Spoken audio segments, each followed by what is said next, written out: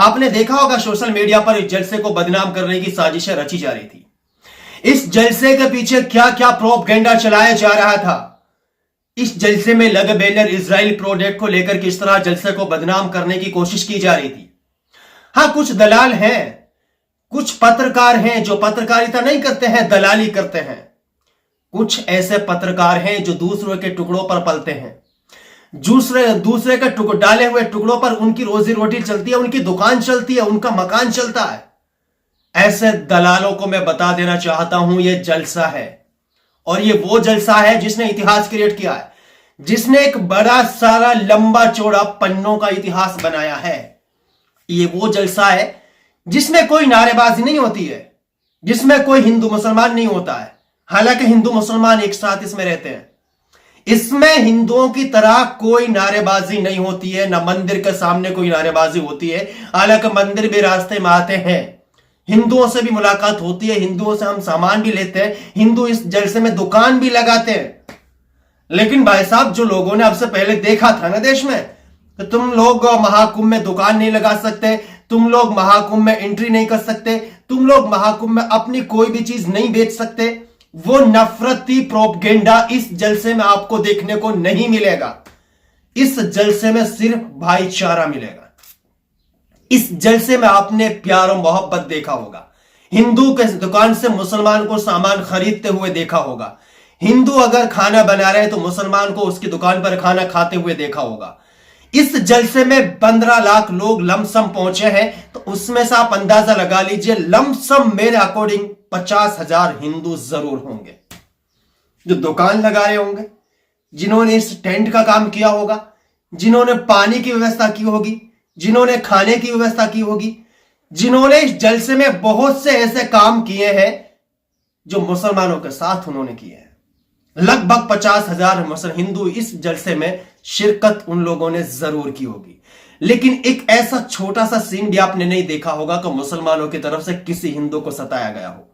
मुसलमानों ने किसी हिंदू को यह बोला हो कि तुम इस जलसे में नहीं आ सकते, तुम इस जलसे में दुकान नहीं लगा सकते, तुम इस जलसे में पानी नहीं पिला सकते, तुम इस जलसे में खाना नहीं बना सकते।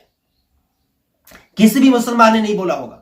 और तो और आपने बयानों में सुना होगा, मौलाना साद ने बयानों में कहा था, उनका बयान आप लोगों ने सुना होगा कि वो मुसलमान नहीं है जो किसी दूसरे अपने भाई को दिल दुखाए, किसी को परेशान करे, किसी को तकलीफ पहुंचाए। वो मुसलमान सच्चा मुसलमान नहीं है। चाहे वो उसका पड़ोसी मुसलमान हो, चाहे फिर वो हिंदू हो, चाहे फिर वो कोई भी हो, अगर वो अपने पड़ोसी को नाराज करता है तो वो सच्चा मुसलमान नहीं है। हां, ये कहा जाता है, ये सिखाया जाता है इस जलसे में, ये सिखाया गया इस जलसे में।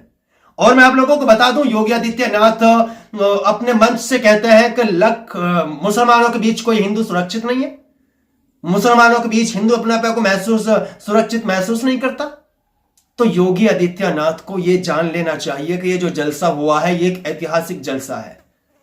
ये आप लोगों की गलतफहमी को निकालने वाला जलसा है। एक ऐसा जलसा है जिसने पूरे देश में भाईचारे की मिसाल को पेश किया है। एक ऐसा जलसा है, बिना पुलिस से, बिना प्रशासन के 15 लाख लोग भी ऐसे मैनेज हो जाते हैं, ऐसे कंट्रोल में रहते हैं, जो आपस में कोई भगदड़ नहीं होती है, एक दूसरे के खिलाफ यहां पर कोई नारेबाजी नहीं होती है, हिंदू मुसलमान का कोई यहां पर प्रोपगेंडा नहीं चलाया जाता है।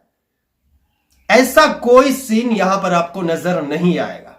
ये एक भाईचारे की सच्ची मिसाल है, प्यार मोहब्बत से रहने की सच्ची मिसाल है, देश को अमन और शांति से रहने की सबसे बड़ी मिसाल है तो ये जलसा है। हमने तो ऐसे त्योहार भी देखे हैं जिन पर मस्जिदों को ढांप दिया जाता है।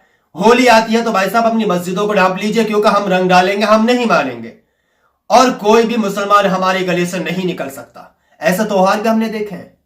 जबरदस्ती मुसलमानों पर रंग डालते हुए लोगों को भी हमने देखा है। मुसलमानों के ऊपर ब्लेम लगाते हुए, मुसलमानों को जबरदस्ती कपड़ों को गंदा करते हुए भी लोगों को हमने देखा है। मस्जिदों के सामने जाकर लोगों को रंग ललियां मनाते हुए हमने देखा है, नंगा नाच होता हुआ हमने देखा है, तमाशा बनता हुआ हम लोगों ने देखा है। इस जलसे में भी लाखों की तादाद में लोग पहुंचे हैं, हिंदुओं के घरों के सामने से भी निकले हैं, हिंदुओं के मंदिर के सामने से भी निकले हैं, हिंदुओं की दुकान से सामान भी खरीदा है, हिंदुओं की दुकान पर सामान खाया भी है, सब कुछ किया है, हिंदुओं के साथ मिलकर किया है। और मैं आप लोगों को बता दूं, इस जलसे में जिस जगह पर यह जलसा हुआ है, लगभग 60% जो प्रॉपर्टी है, जो जमीन है, वो हिंदुओं की है। तो आप मान सकते हैं ना कि भाई साहब, मेवात ने सबसे बड़ा भाईचारे की मिसाल पेश की है, मेवात ने सबसे बड़ी प्यार और मोहब्बत की मिसाल पेश की है। यह तमाचा है उन लोगों के मुंह पर जो लोग राजनीति करते हैं हिंदू मुसलमान के नाम पर, जो लोग दंगा कराते हैं हिंदू मुसलमान के नाम पर, जो लड़ाते हैं आपस में हिंदू मुसलमान को अपनी दुकान चलाने के लिए। तो दोस्तों, ऐसे लोगों के बहकावे में नहीं आना है, ऐसे लोगों की बातों में नहीं आना है। इन लोगों ने कुछ भाड़े के टट्टुओं को पकड़ा होता है और उनको छोड़ देते हैं, फील्ड में जाइए और दंगा कराइए। लेकिन जो आम लोग हैं, उनसे प्लीज मेरी अपील है कि ऐसे दुश्मनों के बहकावे में मत आइए, ऐसे दुश्मनों के चंगुल में मत फंसिए, चाहे आप हिंदू हो चाहे मुसलमान हो। आप सिर्फ प्यार और मोहब्बत से रहिए और ऐसे धोखेबाजों को आप दूर रखिए।